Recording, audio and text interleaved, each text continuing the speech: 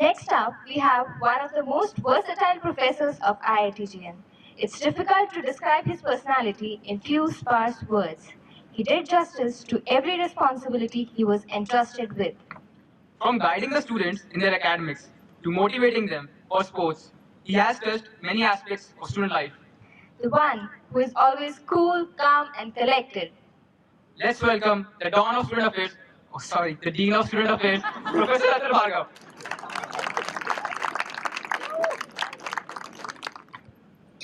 Good evening. I think first off, I will agree with what Professor Jain just said. The messages and the maturity of the speeches given before me by the students and the faculty, I think there's very little left for me to say, but I'll give you a very practical, very useful advice. I think a lot of you have bought formal shoes for the event today, or you've had them for some time. Keep wearing them because if you don't wear them for a long time, what happens is that your sole starts to become brittle and it comes off. And you can imagine why I'm giving this advice to you today. It's because my own sole has come off because I'm not using my formal shoes a lot. Okay. Anyway, I think a lot of the things that I wanted to say that I've written down in a piece of paper have already been said. Perhaps I'll just say it in a different way, just so that. So I'm standing between you and dinner, so I'll be brief also.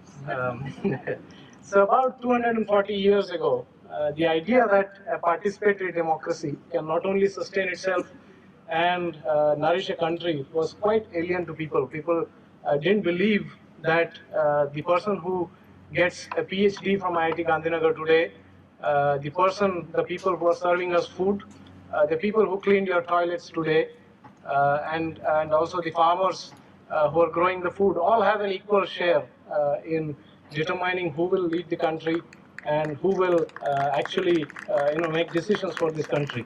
This was not obvious to people 240 years ago, right? But still, a small group of people thought that this was the right thing to do, right? And this group of people were already at war with England, and these were the people who drafted the the Declaration of Independence of America. I think that document has inspired many individuals, many groups, including our own Constitution and our own Declaration of Independence. This small group of people thought that there are certain unalienable rights, and that those rights are fundamental and applicable to all human beings, right?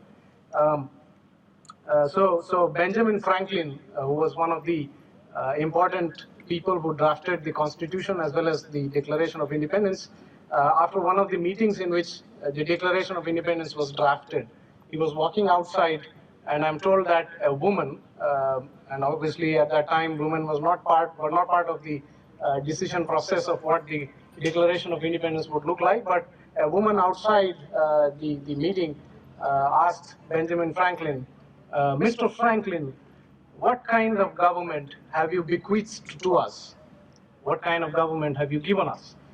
And Benjamin Franklin answered, apparently, a republic, madam, if you can keep it. So that's the key word, if we can keep it. I think the same kind of dilemmas and questions faced our thinkers, our constitutional assembly, and they've given us this form of government, which has also given us this IIT, right? And we have created a lot of things. Once we have got this IIT, we have created a lot of things, as Professor Jain was saying. We have created systems, we have created a culture, we have given ourselves a gift. The question is, can we keep it? Right? So I'm sure that with the kind of messages and speeches that I've heard today, that I'm confident that we will keep it, we will nourish it, and we will make it better and stronger. Um, but at the same time, I think we have real challenges facing our country today. We are not seeing any of these today. For example, there's a severe shortage of water in most states, and yet we have, for the most part, we have water for drinking, we have water for bathing. We are lucky to have that. But can we come together and solve these problems? Some of the student leaders have said, what can we do for the institute? What can we do for the country? Right?